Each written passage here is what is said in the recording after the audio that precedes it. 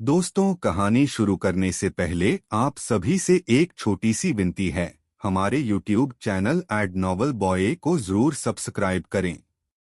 यह कहानी पूर्णतः काल्पनिक फिक्शनल है। इसका वास्तविक जीवन से कोई संबंध नहीं है। कहानी का नाम है रीबोर्न एम्परर। तो चलिए कहानी शुरू करते हैं। निर्दयी रक्तलेखा सम्राज्ञी रुचिका। कौन है वो?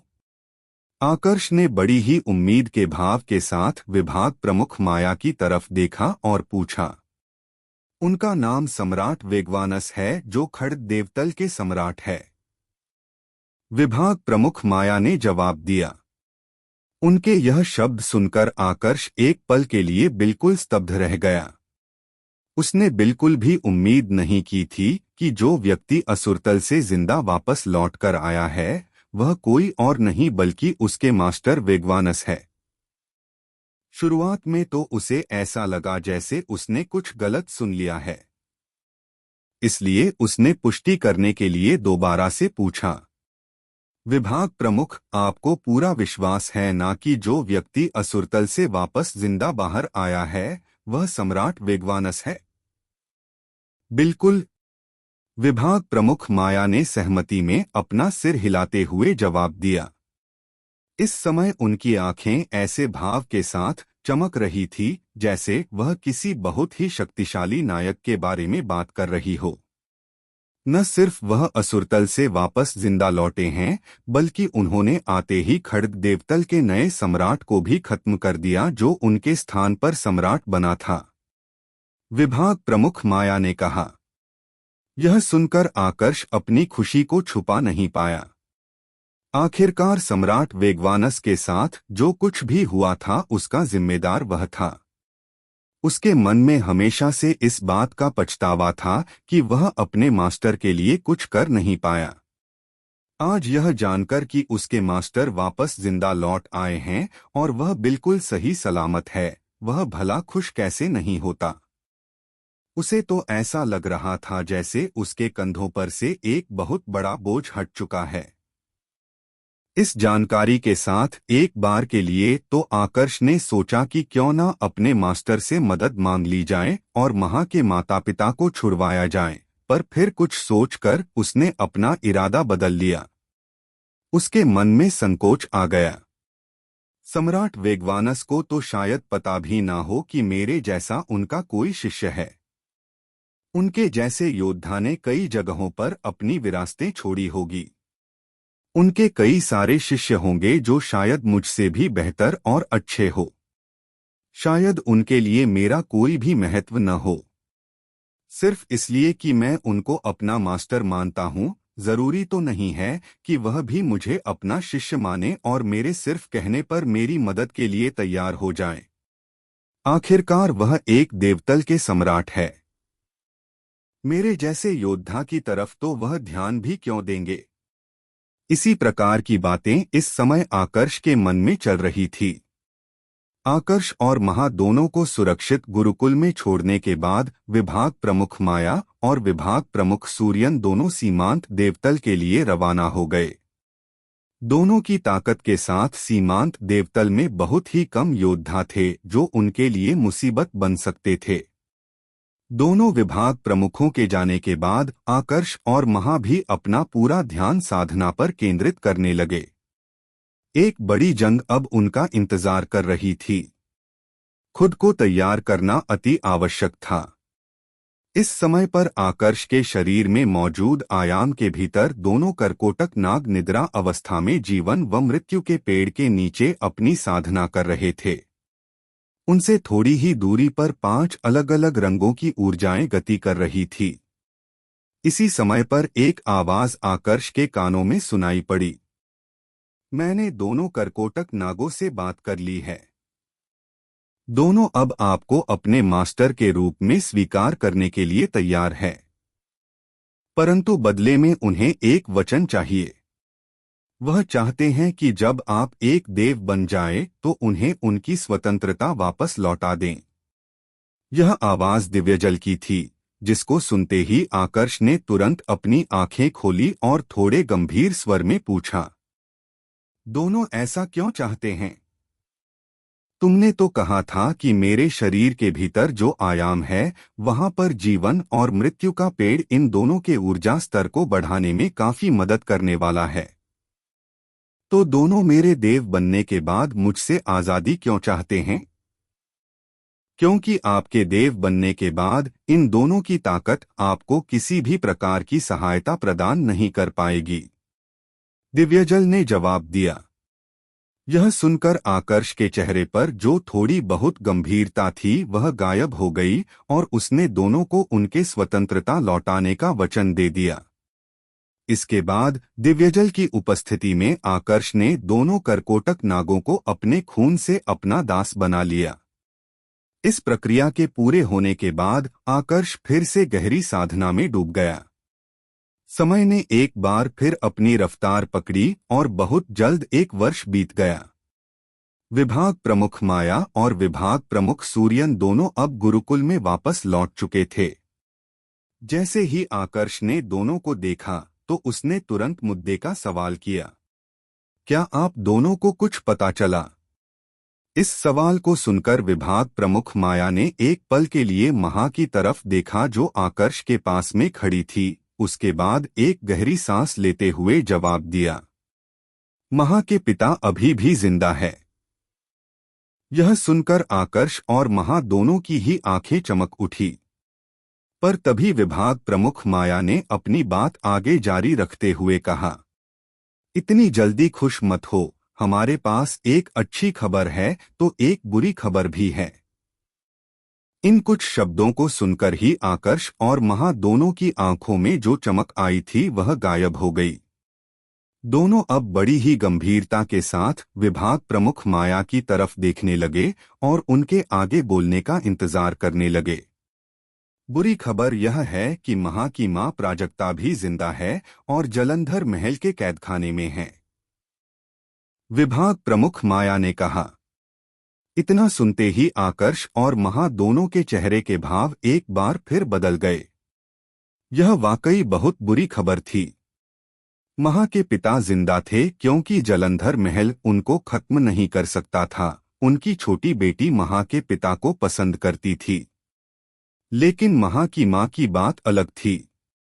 एक महिला के लिए सबसे पहले तो कैदखाने में होना ही बहुत गंभीर मामला था और दूसरे में अगर कैद खाना दुश्मनों का हो तब तो बताना भी मुश्किल था कि उसकी स्थिति कैसी हो सकती थी। विभाग प्रमुख, क्या आपको उन दोनों के स्थान की बिल्कुल सटीक जानकारी पता है? आकर्ष ने विभाग प्रमुख माया से पूछा। नहीं, मैंने और सूर्यन ने हमारे गुरुकुल के नाम पर जलंधर महल के वरिष्ठ एल्डर से मुलाकात की थी और पता लगाने की कोशिश की थी, परंतु वरिष्ठ एल्डर ने इस विषय पर एक भी शब्द नहीं कहा। वह जानबूझकर इस विषय को टाल रहे थे। इससे तुम अंदाजा लगा सकते हो कि महा के माता पिता की स्थिति कैसी हो सकती है। विभाग प्रमुख माया ने जवाब दिया।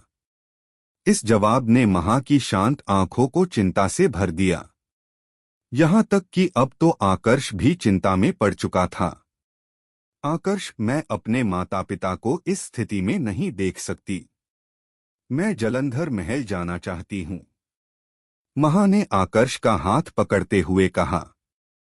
चिंता मत करो, हम तुम्हारे माता पिता को बचा लेंगे, लेकिन उससे पहले हमें योजना बनानी होगी।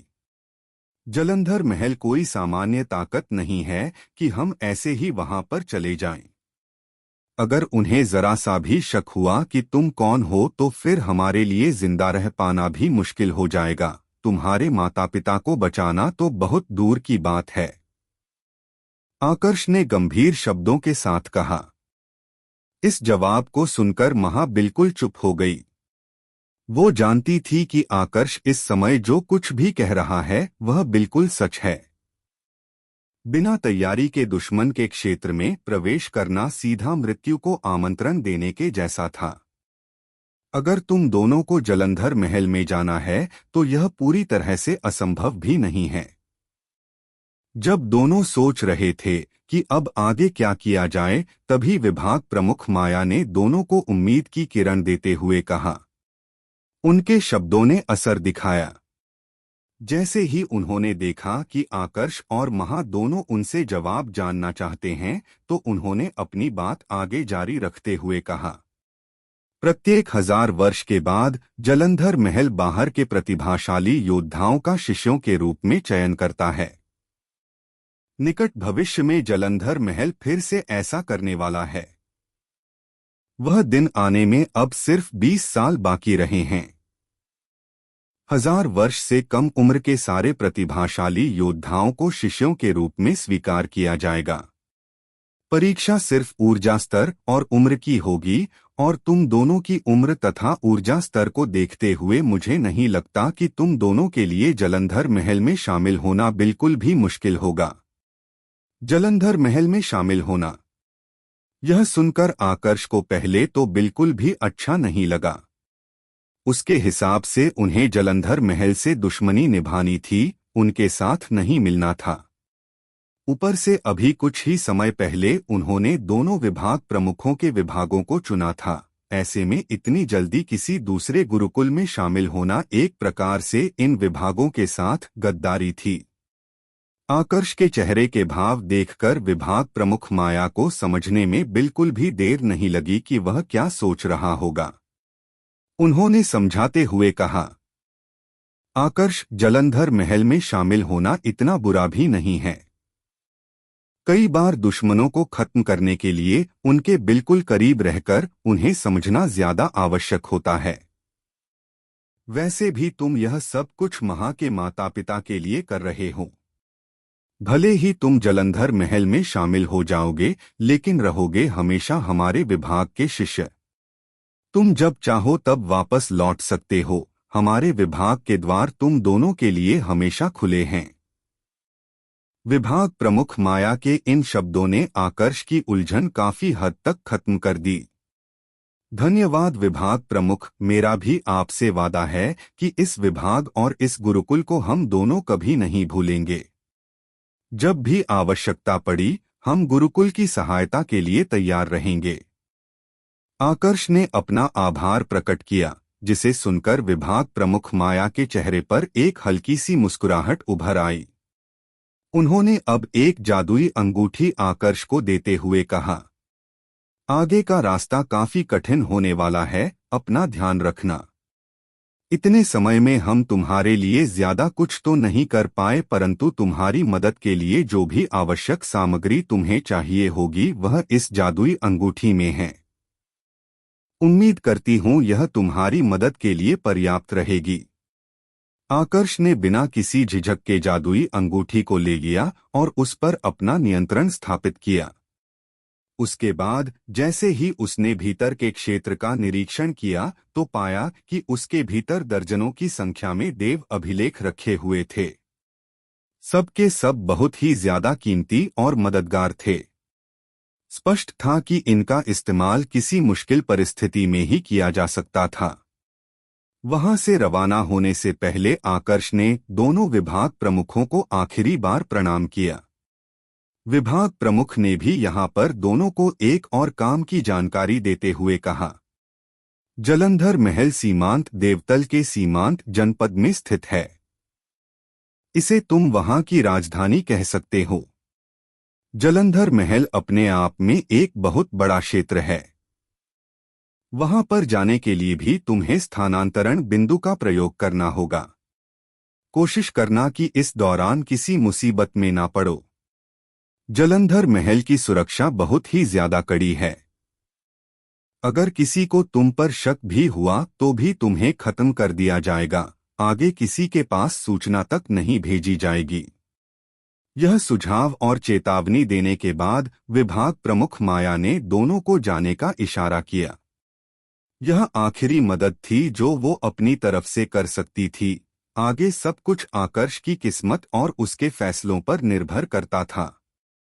सीमांत देवतल में मौजूद सीमांत जनपद सबसे बड़ा जनपद था। यह वह जगह थी जहां पर देवतल के सारे शक्तिशाली योद्धाओं में से अधिकांश के निवास स्थान थे। यहां पर उपाधि हासिल कर चुके सोमचक्र मंडल के योद्धा भी सड़क पर देखने को मिल जाते थे। इस जनपद का पूर्वी भाग जलंधर महल के अधीन था। इस प्रकार के किसी जनपद के एक पूरे भाग पर नियंत्रण रखना साफ बता रहा था कि जालंधर महल की ताकत कितनी थी। परंतु इसके बावजूद जालंधर महल यहाँ की सबसे शक्तिशाली ताकत नहीं था। यहाँ पर कुछ और ताकतें भी थी जो जालंधर महल से ज्यादा ताकतवर थी। लेकिन क्योंकि जालंधर महल का सीधा संबंध यहाँ के सम्राट से था, तो इस वजह से कोई भी जालंधर महल को हल्के में लेने की भूल नहीं करता था। आकर्ष और महा को अपने गुरुकुल से रवाना हुए कई वर्ष बीत चुके थे। प्रत्येक 1000 वर्ष के बाद जो शिष्यों का चयन किया जाता था, इस प्रक्रिया के शुरू होने में अब सिर्फ 12 वर्षों का समय शेष रह गया था। देवतल में यह कोई ज्यादा लंबा समय नहीं था, इसलिए अभी से काफी बड़ी मात्रा में योद्धाओं को जनपद के भीतर देखा जा सकता था। कुछ अपने परिवार के एल्डरों के साथ आए थे तो कुछ अकेले आए थे। बाहर से आने वाले इन सभी योद्धाओं में एक बात समान सी कि यह सब के सब 1000 वर्ष से कम उम्र के थे। जालंधर महल के क्षेत्र से थोड़ी ही दूरी पर इस समय एक महिला और एक पुरुष खड़े थे। यह थे आकर्ष और महा। अभी भी 12 वर्षों का समय शेष है। हमें चलकर पहले रुकने के लिए किसी उचित स्थान पर जाना होगा ताकि साधना कर सके। भले ही यह समय कम है, पर हम इसको ऐसे ही व्यर्थ नहीं जाने दे सकते, आकर्ष ने महा से कहा। महा ने इस पर कोई भी आपत्ति नहीं जताई। वह आकर्ष की हर बात से सहमति जताती थी। यात्रा करते हुए दोनों थोड़ी ही देर में एक पर्वत श्रृंखला के करीब आ गए। यहाँ पर आकर्ष ने एक बड़ी चट्टान के भीतर गुफा का निर्माण किया ताकि वहां पर अगले 12 वर्षों तक साधना कर सके। जैसे ही वह साधना के लिए आंखें बंद करने वाला था, उसकी नजर महा पर गई। महा का शरीर इस समय भावनाओं के समंदर के उफान के कारण कांप रहा था। इस हालत में तुम साधना कैसे करोगी? आकर्ष ने महा से कहा। आकर्ष, यहाँ आने के बाद से मुझे महसूस हो रहा है जैसे मेरे माता पिता ज्यादा दूर नहीं हैं। मुझे उनकी मौजूदगी महसूस हो रही है। उसी की वजह से मेरा अपनी भावनाओं पर भी कोई नियंत्रण नहीं है। महा ने जवाब दिया। समझ सकता हूं, पर फिर भी हमें 12 सालों तक तो इंतजार करना होगा। महा, ज्यादा नहीं, बस थोड़ा इंतजार। मेरी क्षमता में जो कुछ भी होगा मैं तुम्हारी मदद करने की कोशिश करूंगा। तुम्हारे माता पिता को कुछ नहीं होगा। अगर हमने इस मौके को हाथ से जाने दिया तो फिर हमें दोबारा से 1000 वर्षों तक इंतजार करना होगा। समझ रही हो ना मैं क्या कहना चाहता हूं? आकर्ष ने सांत्वना से भरे स्वर में कहा। उसके इन शब्दों को सुनने के बाद महा ने बस धीरे से अपना सिर सहमति में हिलाया और फिर आंखें बंद करके साधना करने लगी। हालांकि अभी भी उसके लिए थोड़ी मुश्किल हो रही थी, पर उसने अपनी आंखें नहीं खोली। इस समय दोनों क्योंकि एक विदेशी क्षेत्र में थे और यह बिल्कुल खुली जगह थी, इसलिए आकर्ष ने दिव्यजल से आसपास के पूरे क्षेत्र में ऐसे देव जालों का निर्माण करने को कहा जो उनके शरीर से निकलने वाली ऊर्जा को दूसरे लोगों तक पहुंचने से रोक सके। कुछ भी कहा नहीं जा सकता था। क्या पता यहां से जाने वाले किसी व्यक्ति को उनकी ऊर्जा महसूस हो जाए, इसके बाद वह उनकी मौजूदगी को भी महसूस कर ले। सब कुछ तैयार करने के बाद आकर्ष भी अपने स्थान पर बैठ गया और मन ही मन सोचने लगा। मेरी वर्तमान ताकत यहाँ के शक्तिशाली योद्धाओं से अभी बहुत पीछे है। इन 12 सालों के समय में मुझे कैसे भी करके अपने ऊर्जा स्तर को बढ़ाना होगा और सोमचक्र मंडल के चौथे सिद्धांत स्तर में प्रवेश करना होगा। देवतल जैसी जगह पर 12 वर्ष का समय कुछ भी नहीं था। पलक झपकते ही यह समय गुजर गया।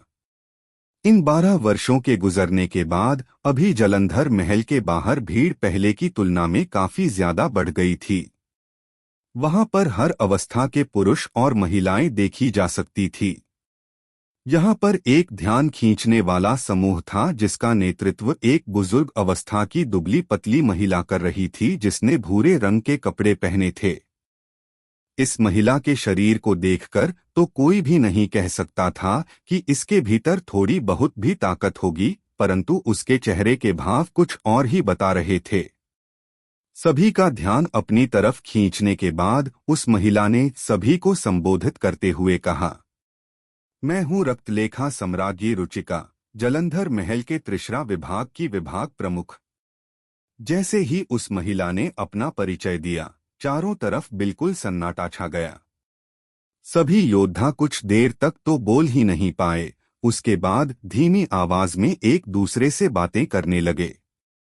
रक्तलेखा सम्राज्ञी रुचिका, क्या यह वही है? लग तो वही रही है, पर अब की बार यह क्यों आई है? हर बार तो यह सामने भी नहीं आती और इस बार जालंधर महल की तरफ से इसे भेज दिया गया है। लगता है इस बार किसी पर भी दया नहीं दिखाई जाएगी। मैंने तो सुना है कि यह उपाधि हासिल कर चुकी सूर्य वेग मंडल की एक बहुत ही शक्तिशाली योद्धा है।